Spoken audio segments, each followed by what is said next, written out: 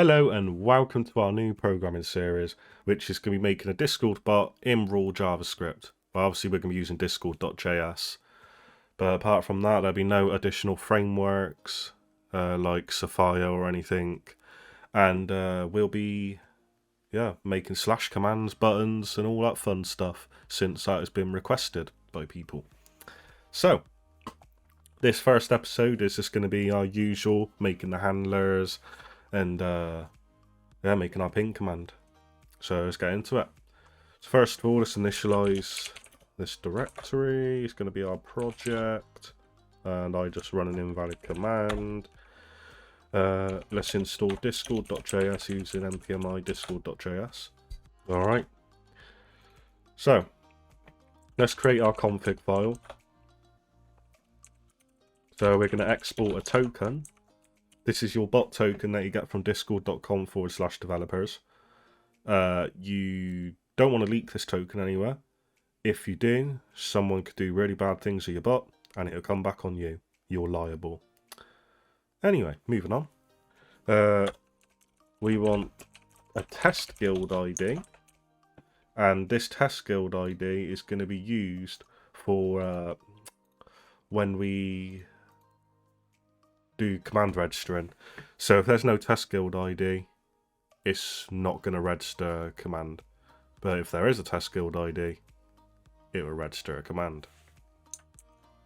So let's go ahead and put in our test guild. And then we want to export an owners array, which is where we'll put our Discord bot owners. And this will be used later on in the series. But for now, today we won't be using this one just yet. Okay. Alright, so now we're going to be moving on to our index.js. So we can just do index.js. And then from here we want to import our bot token from the config. Like so. And we also want the following classes on discord.js. Client, collection, intents, and options. Now they are classes, so they all start with a capital letter, so please keep that in mind. Now we're going to create a new instance of our client, so variable, we'll go back to camel case, then it's going to be a new instance of the client class. Then we're going to make a cache using options.cache everything. And then intents, we want the following intents. We want the guild's intent, which is for servers. We want the guild messages intent. That's for server messages. And then, then we want guild members, which is for members in the server. Now we're going to make a new variable within the client object called commands. And that's going to be a new collection. And this is where we're going to be caching all our commands later on in this episode. Alright, so for now we'll stop here on the index.js because we now have to make our registers file. So whilst we have a moment, let's create a new folder called commands. Another new folder in the root directory still called events. And then one more folder called util for utilities. And inside that util folder, we want to create a registers.js file. Okay, so this is the file that we're going to use to load our commands dynamically and our events. And later on we'll also use this file to connect to our database. But that'll be in a later episode, like episode 7, I think, or 6. I think it's 7. Anyway. We're going to import read_dir_sync from fs. And read_dir_sync is read directories pretty much. And then we want to import join from path. These are all pre-installed modules when you install Node.js, by the way. You don't need to do npmi install on these. And now it's going to make variables for our commands and events. So we'll do the events directory first. So __ directory name is our current directory. Then we want to go back one and then go into our events folder. So __ dir name is the util folder, but we go back one into the JS series folder, and then we go forward one into events. So I hope that makes sense. Then we want commands directory. So see if you can pause the video here and guess what this is going to be. I'll give you a moment. Alright, I'll show you. So it's going to be the current directory, which is util.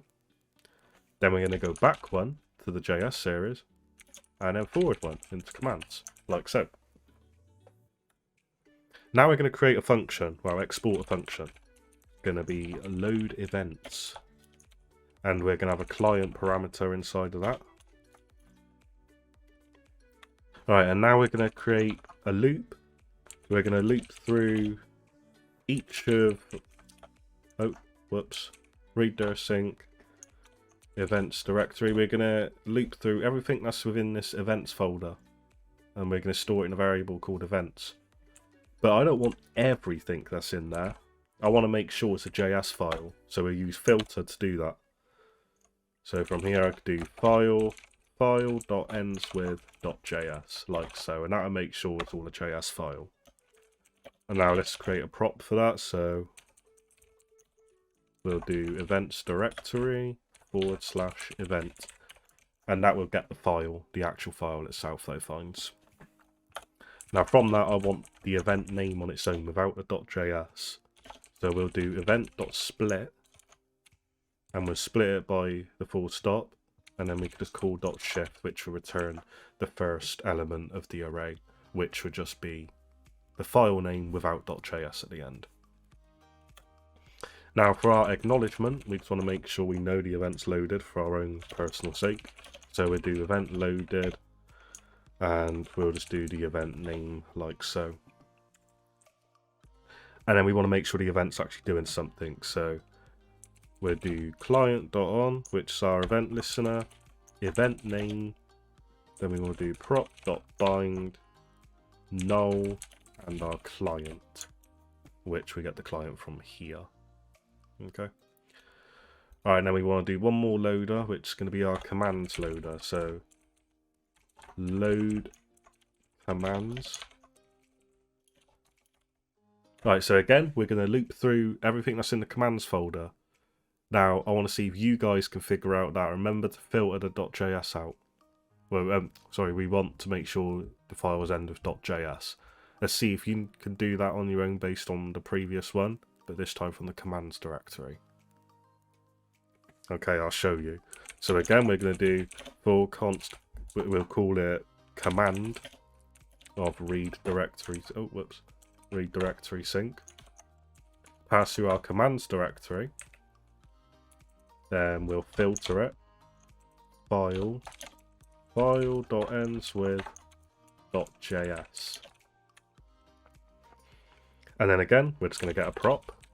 So require commands directory /command. That's how it should look if you've got it right.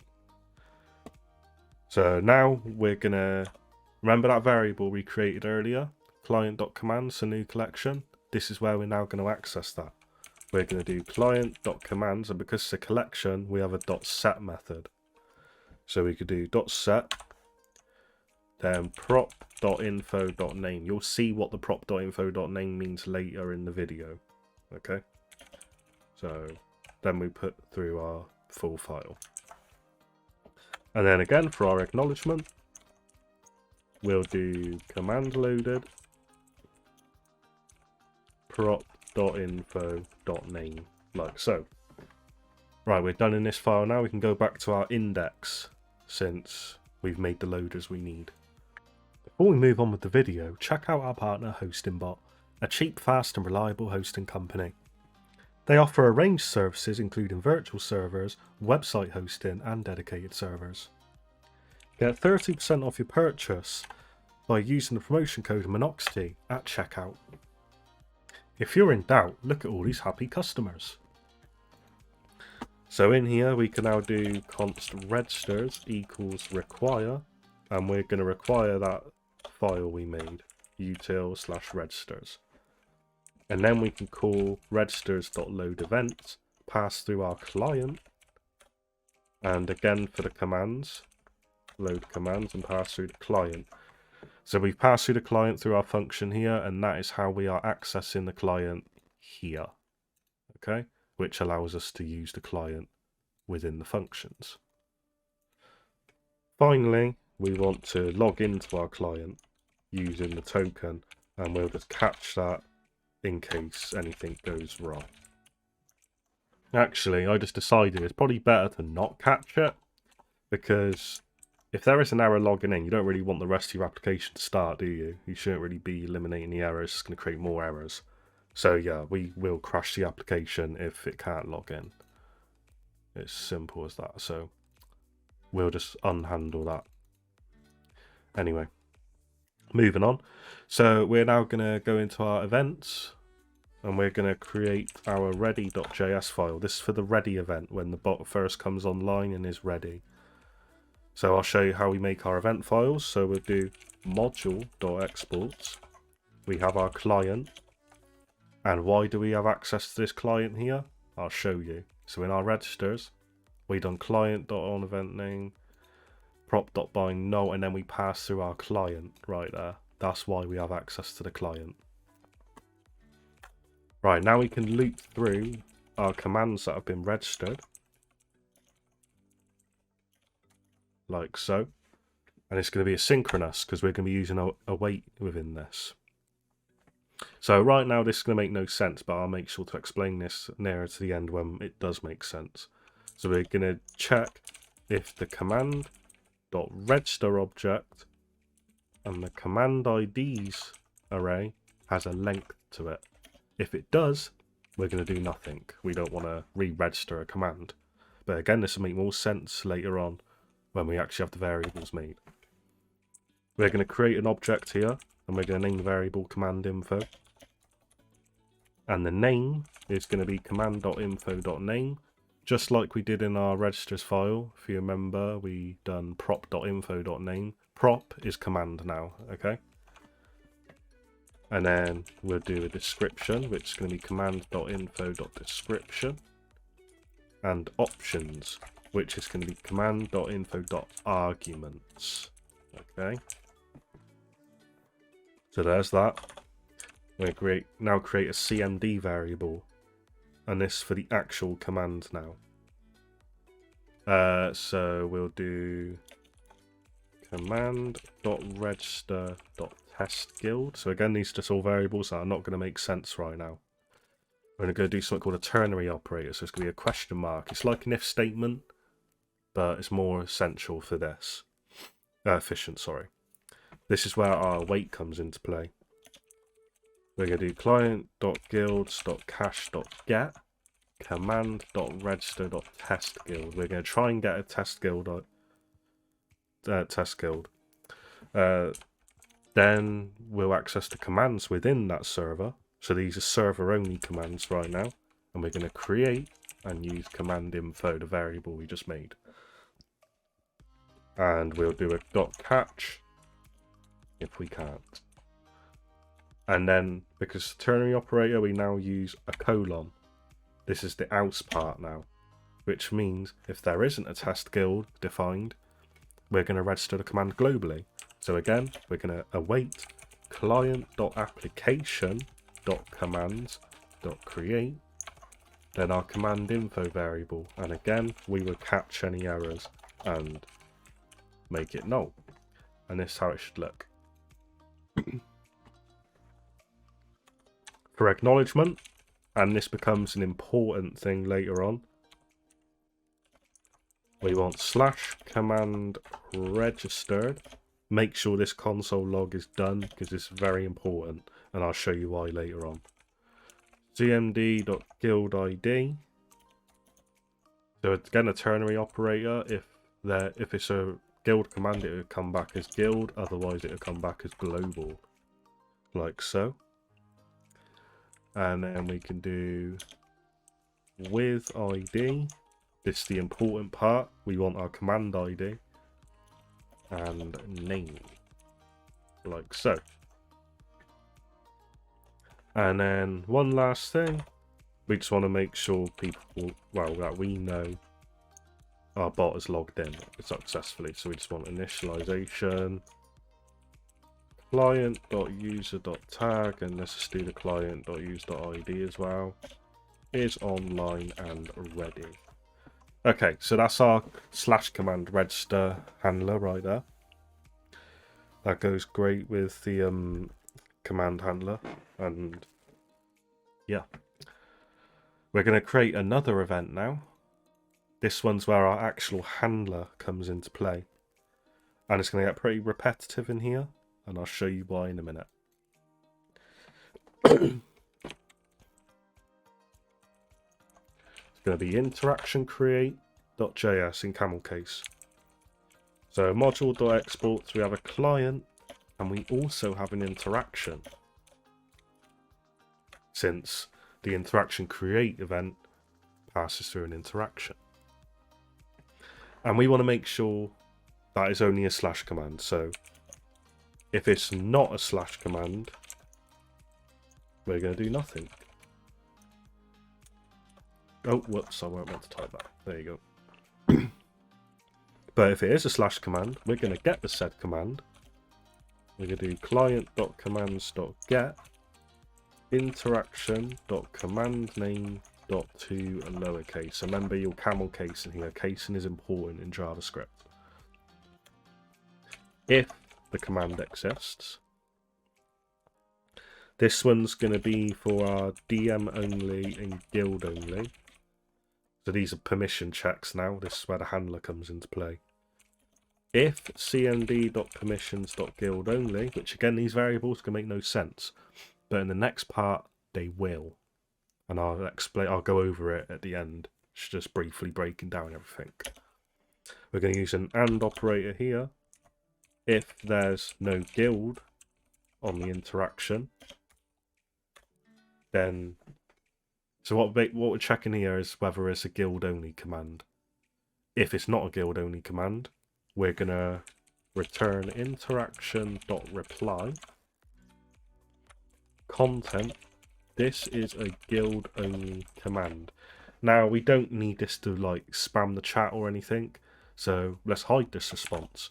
So we're going to use something called, I don't even know how to pronounce it, ephemeral. So it's spelled like, how do I spell this? Okay, EPHEMERAL. Okay, that's the one. And you set it to true. It's a boolean. Alright, it gets pretty repetitive here now. So I advise copying these 4 lines here, the interaction.reply. So just copy that. And now we're going to go down one. If cmd.permissions.dm only, so this is for DM only now, and we're inside a guild, which is a server, then we'll paste that. This is a DM only command. Alright, so there's that now. Now we're going to go down. We're going to do user IDs. So this one is basically like owner only commands pretty much.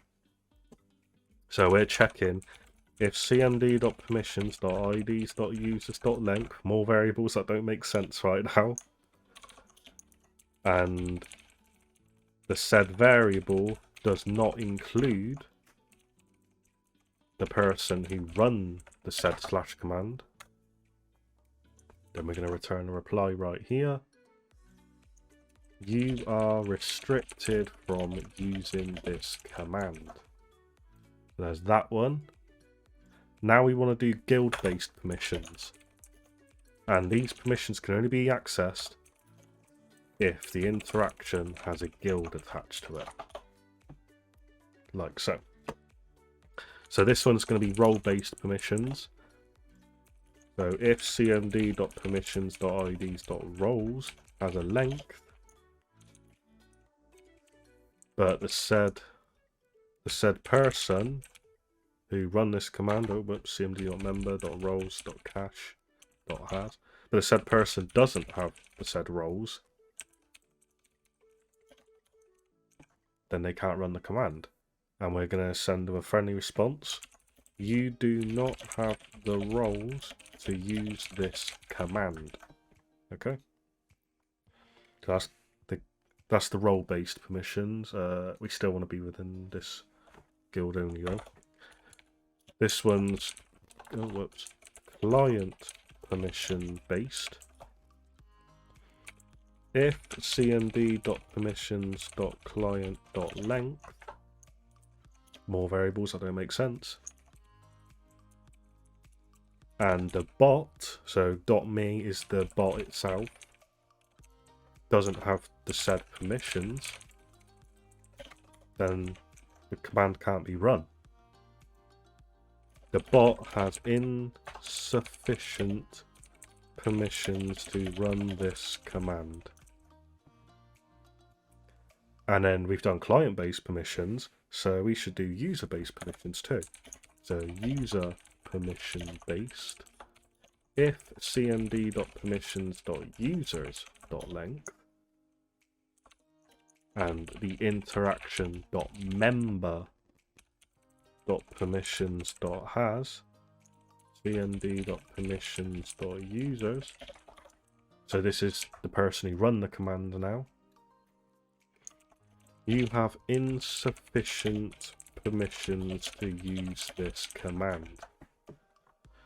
And then finally, I want to do an NSFW check in case you want to make an NSFW only command. So if cmd.info.nsfw, because that's going to be a boolean, so that's going to be true or false, but you're not inside of an NSFW channel, then we'll return a reply again. This command should be run in an NSFW channel. Then finally, if all those permission checks pass, then we want to run cmd.exec, which is going to be a function. Again, makes no sense right now, but it will. So make sure it's just above these two curly braces right there. Okay. Alright, now we can go ahead and make this make sense. So we're going to create our ping command now. This is where it gets fun.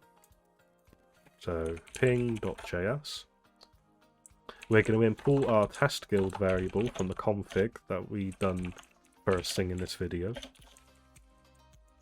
Oh, whoops. Config, like so. Then we want to do module.exports. Now we're going to create our info variable, which is an object. And then the name, which is going to be ping. Our description, which is going to be response time in milliseconds from Discord to the local server. Then we want our arguments, which is just going to be an empty array because there are no arguments. And then our NSFW variable, it's not an NSFW command, so we can set that to false. Now our permissions, so another object now. We want our client. So this is for client-based permissions, the bot permissions, but it's going to be an empty array. The bot don't need any permissions. Then we want the user. And we want IDs, which is going to be another object with roles as an empty array, users as an empty array.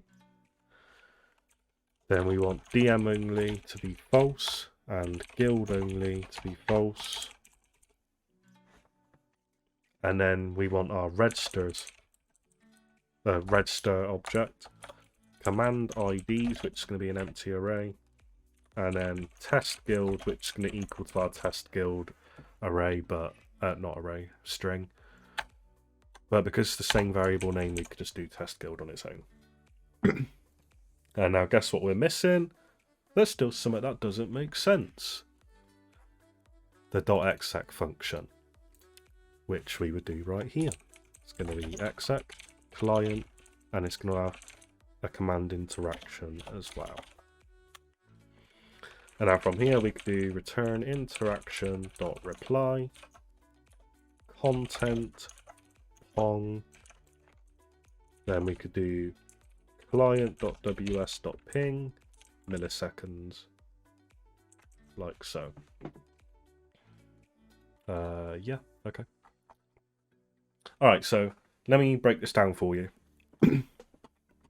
So you remember in the registers file earlier, we took prop.info.name, prop being the command.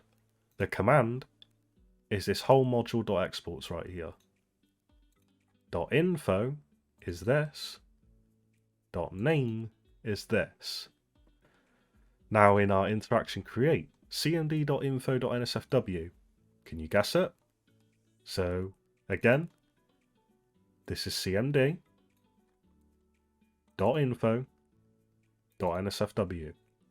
And I'll do one more for you. cmd.permissions.ids.users.length. Oh wow, you can ignore the .length. It's this one we're focusing on. So cmd permissions IDs users. Okay, so that should make a bit more sense now. Yeah, one more in the ready one. So this one's a bit different. So command.register.testguild right here. So command register test guild. Alright, so hopefully that makes a bit more sense to you now. Alright, so what we'll do here. Oh, as for the exec command, I guess I better quickly show you that. So obviously we called the exec function here, we pass through the client and we pass through the interaction, and we access that from this, which is accessed from our registers from the .bind here. Okay. Alright, so now I'm going to show you why it was important that we done this console log here. So we're going to go ahead and start our bot, so node index.js. We logged in, and as you can see, the slash command is registered with an ID. You need this ID because you don't want to re-register the slash commands. Otherwise, that's just so insufficient. You might even get a Discord API ban. Not sure how the limits work at that. But so make sure you get that ID and you paste it in your register.command IDs. And now if I start the bot again, it's not going to re-register it because it exists. Alright, so let's move over into our Discord testing channel, and we'll just go ahead and disable streamer mode for a start, and we will do /ping. As you can see, the description that we defined in our command is here, and we can just do /ping, and it is not gonna work. So as you can see, we have an error. Cannot read properties of undefined cmd permissions.users. Let's see. Yeah, that's right. So made a typo earlier. My apologies. So error on line 57 of interaction create. That's here. It's meant to just be user. cmd.permissions.user.length. And we'll remove that from here as well. Alright, now we'll try run it again.